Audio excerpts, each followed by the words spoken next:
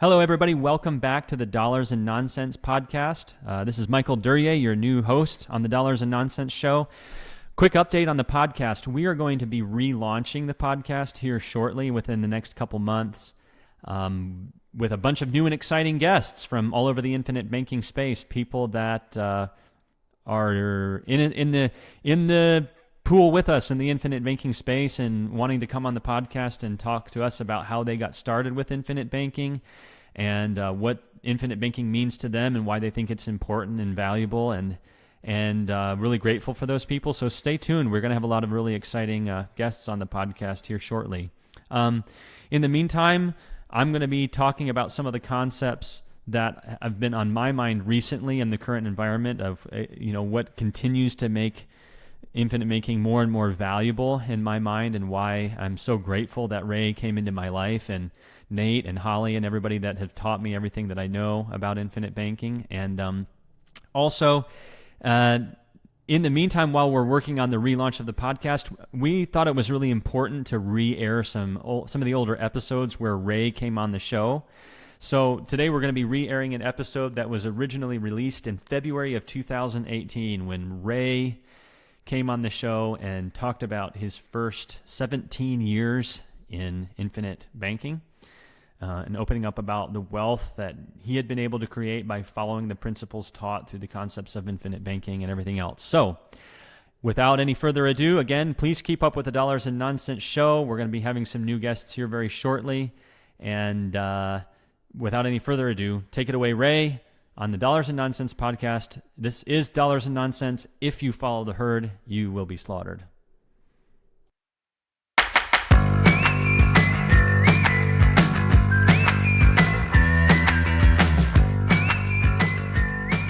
In this episode, we have special guest Ray Poteet back with us so that we can learn a bit from his history with IBC. Ray's going to be sharing today exactly what he has done over the past 17 years with infinite banking and the wealth that's really been created by following the principles taught through the infinite banking concepts. So we're really happy to see that. She's Holly, and she helps people find financial freedom. He's Nate. He makes sense out of money. This is Dollars and Nonsense. If you follow the herd, you will be slaughtered.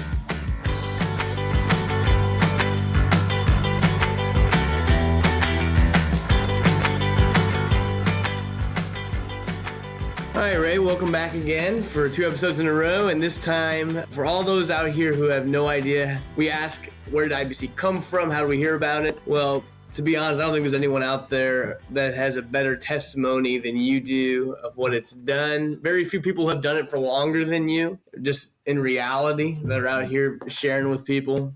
Very many people have actually taken it to the level that you've taken it, done the things you've done. I'm really looking forward to the episode and hearing from you what's happened in the past 17 years of IBC almost. So that's what we're going to be doing today. So Ray, tell us a bit about what you started, where you were at before you even learned about infinite banking, and tell us about how you learned about it to begin with. July the 16th, 2001, I was managing money. I was doing quite well, but I was also selling insurance, pre-tax insurance, retirement programs, various things like that. The government literally put me out of business from the insurance side with one stroke of the pen, saying they were not going to allow the type of programs that I was currently doing anymore. They were going to change the guidelines on it. And I didn't know what I was going to do, to be quite honest with you. I'd been into retirement, I'd been into LEAP, I'd been into VIVAs, and now it was another time period at age 54. What are you going to do with your life? And this book come floating across my desk called How to Become Your Own Banker by R. Nelson Nash. I read it because I didn't have nothing else to do right then. I was trying to figure out what I was going to do. And as I read the book, I became very, very upset. Not upset with the book, but upset with my industry, the life insurance industry, why it had not shared with me what he was sharing with me. So I called him and I said, is this true? And he said, yeah. And I said, why haven't I ever heard about it? He answered my questions. And I said, do you teach on this, or what's going on besides the book? And he said, yeah. And I said, when's your next teaching? He said, I'm going to be in Overland Park, Kansas tomorrow night. I said, how do I come? Overland Park's only 30 miles from where I live. And he told me, I saw him for the first time. I said, is it longer? Do you do more? He said, well, we got a whole 10 hours. I said, when are you doing it again? He said, Tuesday in Fresno, California. I said, how do I come? So I saw him that Tuesday. He went Tuesday, Wednesday. I said, when are you doing it again? He's doing it Friday. So I flew to Murfreesboro, Tennessee, saw him do it again. Said, when are you doing it again? He said, next Tuesday. I flew to there. I said, when are you doing it again? And so literally I saw Nelson's presentation 5 times in the first 10 days. Wow. And I'm realizing it spoke to my spirit. It spoke to my heart. There wasn't any fancy movement, various things, learn this and this.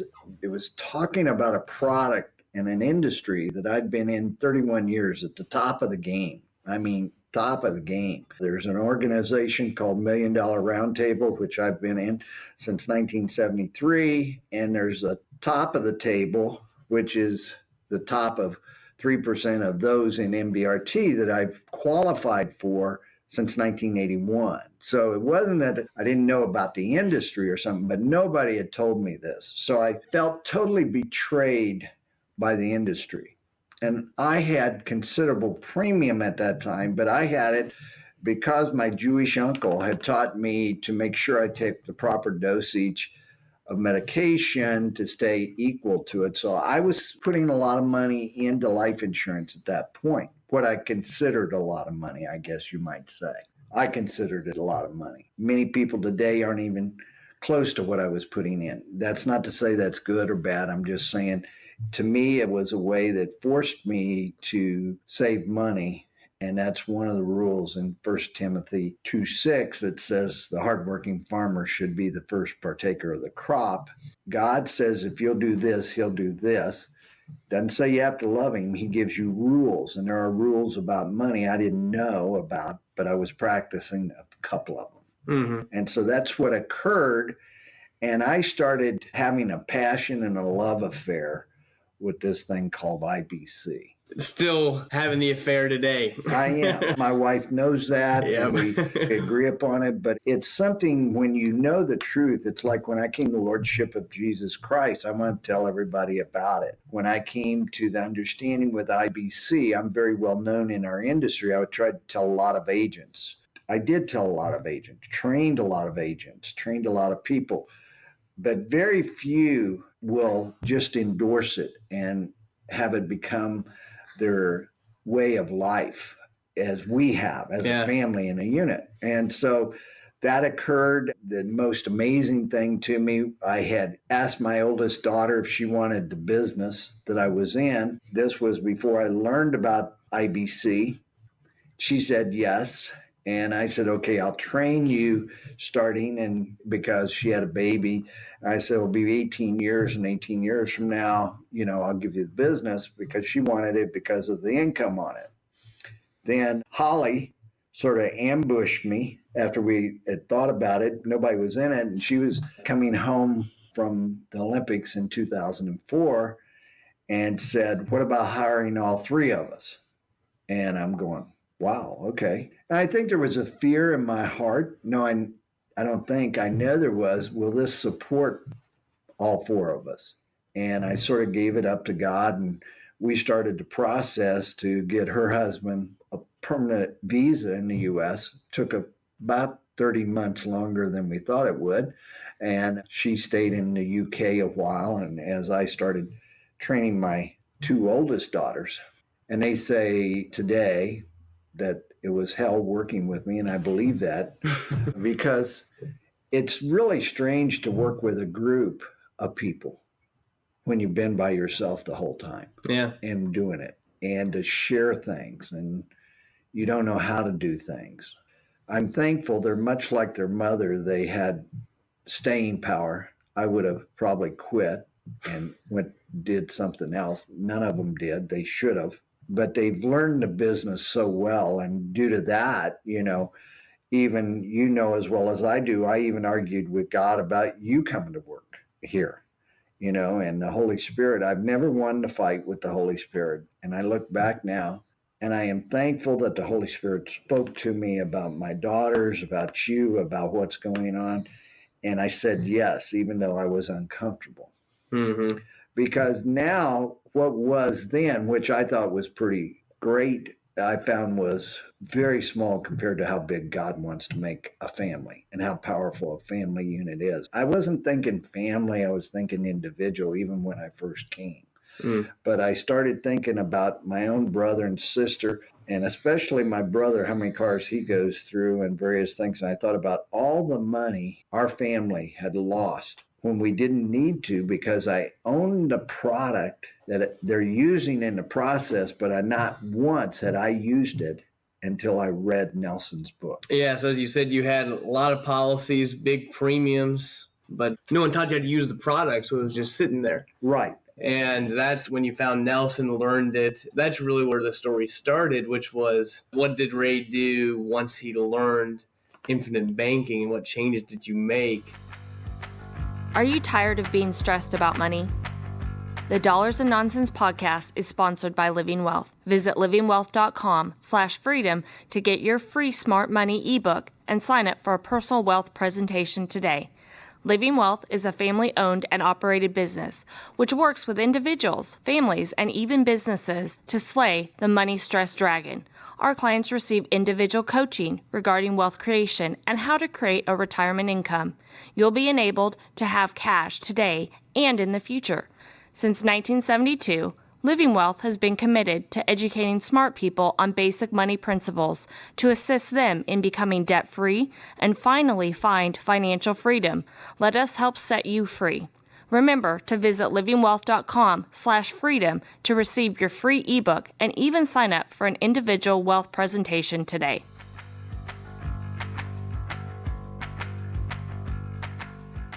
Tell us what happened. Well, I learned that you could get all your money back on a car. At the time, I was glad I learned that, but I was pissed off that nobody had told me sooner. Is the real truth about it. And I actually went back to my insurance carriers and became sort of a nuisance as I asked what would have happened here. I got these numbers and spreadsheets and various things.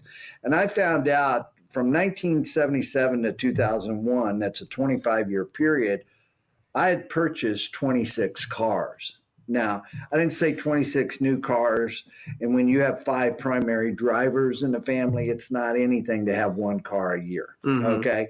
But if I had the ability to use my policies on all of those cars, and if I had, I would have had $323,000 that I didn't have. That upset me. So 26 cars, if you would have financed through the policy, had 323 more than what you had at that. Yeah, I had 0. Time. You had none, and you could have had additional 323. Not only that, then I just did a calculation based upon lifetime. That was about $4 million that my family was cheated out of. Now, what I'm saying, people need to understand, somebody had the money. Mm-hmm. It wasn't like if I start doing this, I now get the money. Somebody has that money. And literally, the picture God gave me was, I'm going to go into somebody else's cash register and take the money out they took from me and bring it back to our family. You know, that's literally, it was my money. I had spent it. Now I could keep it. And he started showing me how to keep this, not only from age 54 onward, but that my children, who are in their 30s, could keep it if they just kept it to my age 54, and their children could keep it till they were 54. But on past that, which we've done, that the family unit is so much stronger and wiser and able to do things for God's work, for the things that they love and they have a passion for. And when they go to the car lot, they don't have to look at the car they think they can afford. They can actually purchase the car they want, feeling okay about it. Not because they're wealthy, but just because they know they'll get every penny back, principal plus interest, by following these simple rules that IBC taught me that we're trying to teach to others. And that was fun. It was no different than learning about the Lord Jesus Christ and sitting under somebody that had walked with the Lord for years. man, we could do that. And we got the same results that they were getting, disciples and various things, and excited about what was happening with the lordship of knowing what Jesus wanted to do for us. I wanted to do for others in the area of finances and money. It was a natural fit, and being challenged by individuals. Well, could I do that? And I'd say no. And then we'd think about it. Yeah, you can't. Thinking of all the things you could do. I didn't think about vacations. But then all of a sudden I thought, well, this would work for a vacation. This would work for an addition to the house. This would work for new furniture. Oh, if I had known this. I mean, I spent a fortune when my girls went to university, and I didn't know about banking, and it was costing me in the early 90s about $80,000 a year, and that was a struggle. I mean, that was a struggle. They didn't have to borrow any money. Dad didn't have to borrow any money, but boy, he was scraping bottom. To make sure they could do the things they were doing. And I realized that just with this knowledge, if I know what I went through, if I could keep one family, one parent, two families from going through the emotional swings that I went through, it'd all be worth it. I just wanted people to know we can do this on little money, big money, various sizes of money. And I had a great referral in 2003 that really showed me he had borrowed a huge amount of money from Wells Fargo, way in the 8 figures, not 7. And he was paying them that much in interest. And he says he's going to get it all back. Well, he had my attention real quick. And he understood it better than I did. And my attitude was, well, if it's good enough for him, it's good enough for me. And so I started learning and being challenged and learning and challenged. And so I kept buying more policies and, loaned the money to my daughters for their houses. That was amazing to me to be able to do that, to walk into Countrywide and just buy out a mortgage, which we did, and to watch the results of that, which is to this day very amazing. I'm getting $2.50 for every dollar she pays me on that mortgage. And we have all the money available now, and she's building a new house, and we'll use it again and use it over. I just can't imagine that if somebody knew this and didn't tell me, how they could look at me, Yeah. And yet in our industry, even today, they're not teaching this at any of the major meetings. There is nothing at those meetings for me.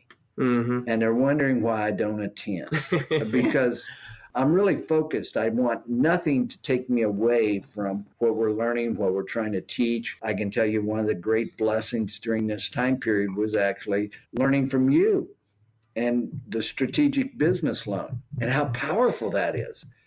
And I can remember sitting right where we are today when you came and said to me, what if we could make the bank the depositor in our own banks?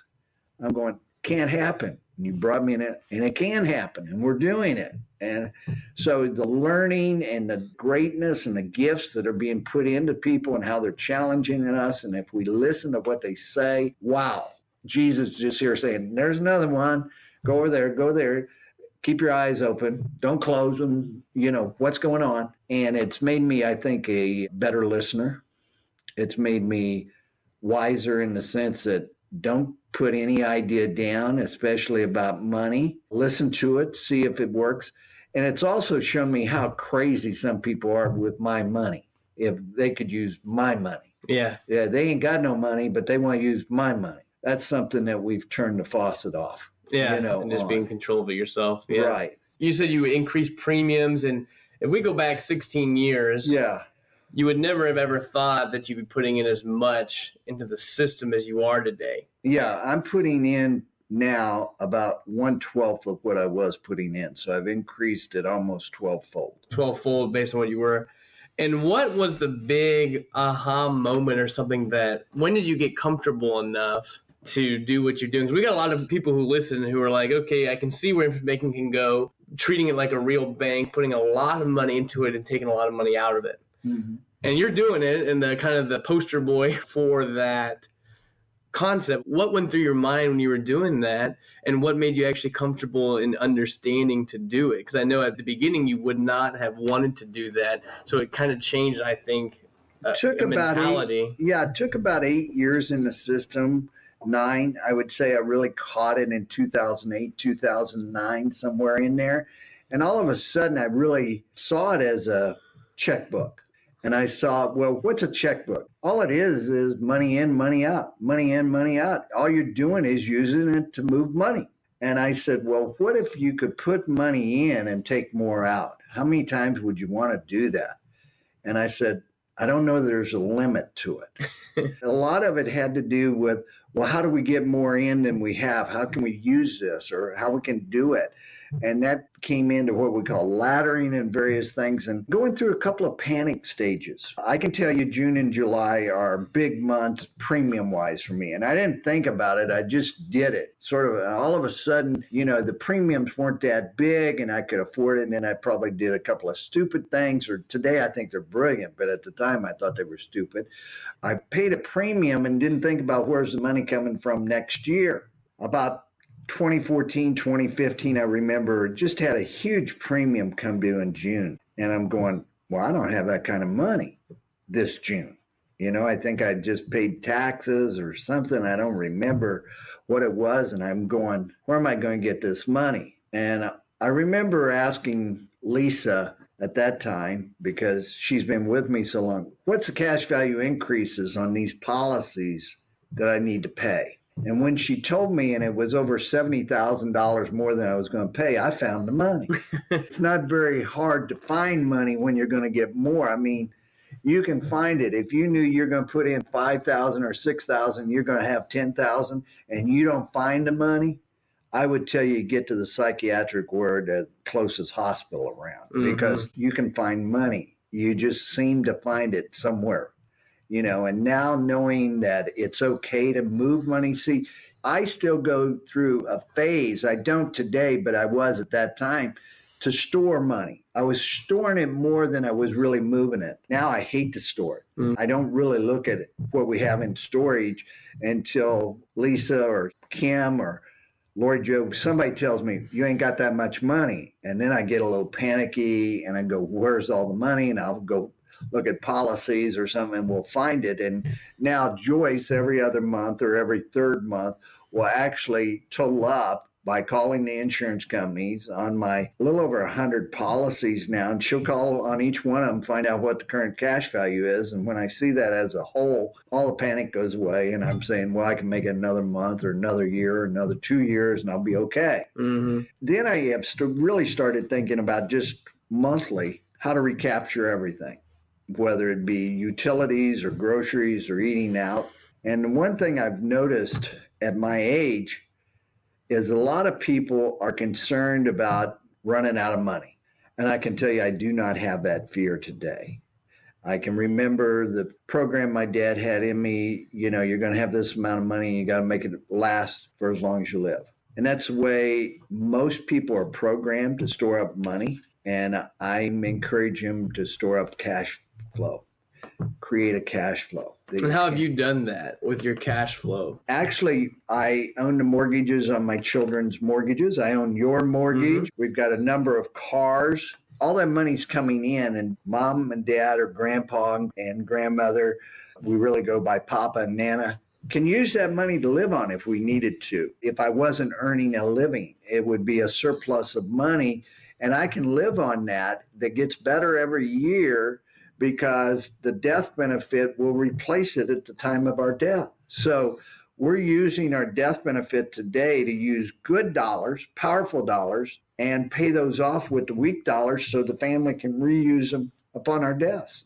Yeah. And they're there. When you say cash flow, you're talking about really the lending business that you've created, using your policies to fund. And it's not just family members anymore. That's kind of how it started. Right. And all of the family members have something with you, essentially. But it's also branched out, and you've lent quite a few other people money. Yeah, we have about 179 people other than family members I've loaned money to that are secured notes. There's no signature notes. I tell people I wouldn't borrow from me. It is amazing when you learn that you can borrow at 5%, loan it at 8%, that you're really making 60%. We'll go into a meeting sometime, discuss that, because it doesn't sound right.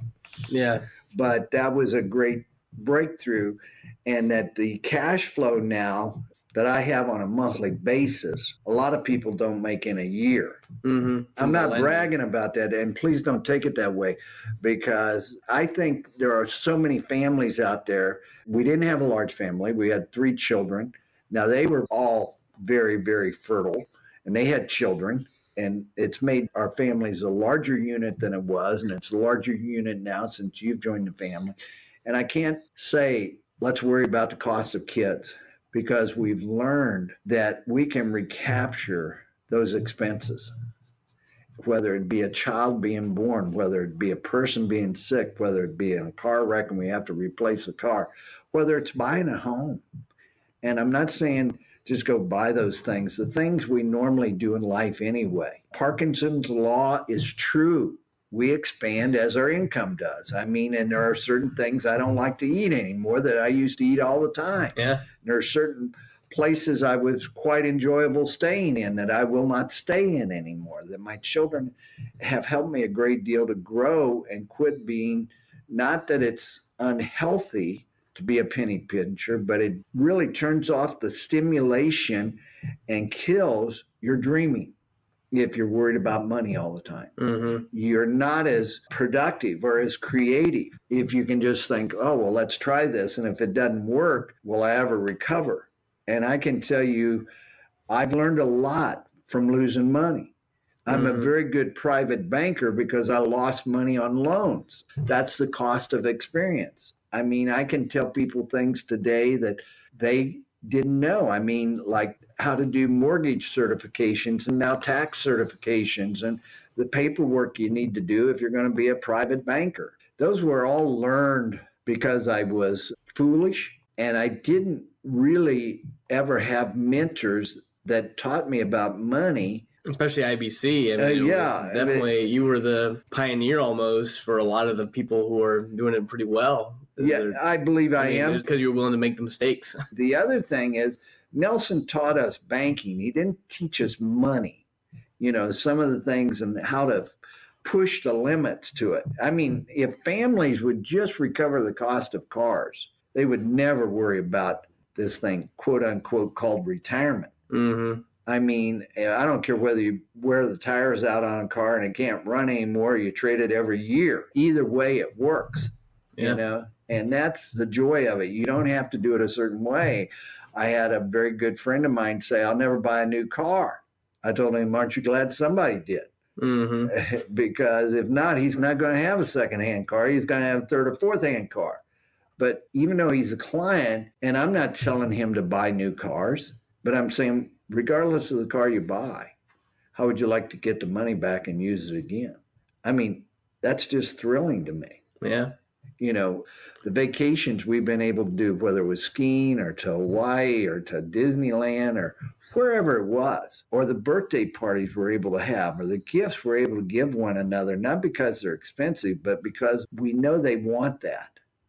And we don't have to worry about, well, what was the cost? You know, I can tell you 2 or 3 times I've messed up a little bit. I can tell you because of Alaskan Airlines, they let you fly anywhere. They fly for $99 with a companion once a year if you have one of their credit cards. Well, I was just thinking, well, first class, I could get my bride for $99. Well, that's only works in coach. And I'm so stingy, I bought that ticket. And my wife, Parkinson's has set in, and she does not like to fly over water in coach. I'm not saying it's wrong. I'm not doing anything. We're spoiled. And we were flying in coach, and she's to Hawaii, and she said, we're coming home first class, aren't we? I said, oh, absolutely. And within 4 hours after we landed, I forgot about the reservations we had, and I booked first class coming home because I knew she'd be happier and I could recover the money. Now, I can tell you before, we're going coach and you're going to like it. And she would have been happy with coach if I'd never put her in first class. Yeah. But I can remember first time we flew first class, and it was from Dallas to Cabo. And she leaned over and she said, you know, they treat you differently up here than they do in coach. And I said, yeah. And as we're landing, I still remember it. She said, you know, this could become addictive. And it has. Yeah. Okay. by being able to understand cash flow and recapturing and banking.